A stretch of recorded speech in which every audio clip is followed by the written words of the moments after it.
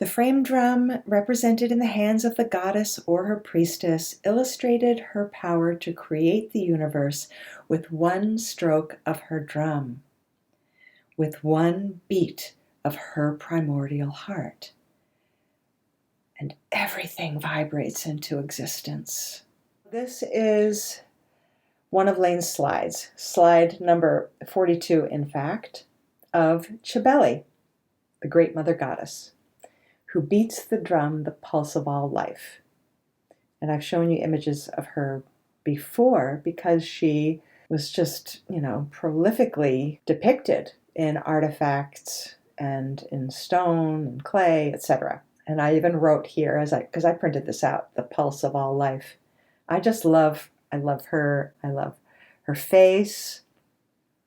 She has her libation bowl, and she's seated on her throne, and she has a little lion cub. She's often depicted with a lion or two of them flanking her.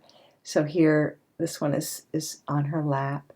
And of course, she has her frame drum and her crown on her head because she's the Queen Mother Goddess. And I think I've mentioned before, and I'll mention again, the crown on her head was considered the fortress of protection. She was the great protectress.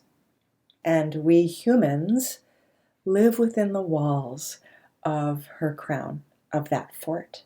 And that her whole body is the earth herself. And she beats her drum, the pulse of all life, that then vibrates everything into existence. And as Layne said, that's why she believes that women in the ancient world were so identified with the frame drum. It represents the primordial pulse that we all experience in the womb. This is why Layne's work was often so transformational, because she saw it as a process of giving birth to ourselves. And I created a video on my YouTube channel reading one of her pieces called Viewing the Archeology of My Ruins, which was really kind of deep and a little dark. But then again, she was going into the basements of museums that were dank and dusty, where all of these ancient artifacts of women frame drummers, priestess frame drummers, goddess frame drummers were just in storage, not even viewed, and just covered with dust. They weren't being carried in processions anymore. No eyes were looking at them, with reverence. They were just in these dark basement storage areas, and Layne was starting to see the archetypes of these women, goddesses and priestesses depicted in these artifacts.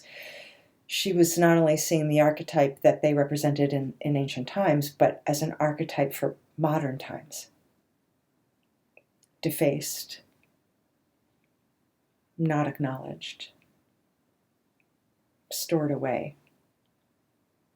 not revered, not in the light,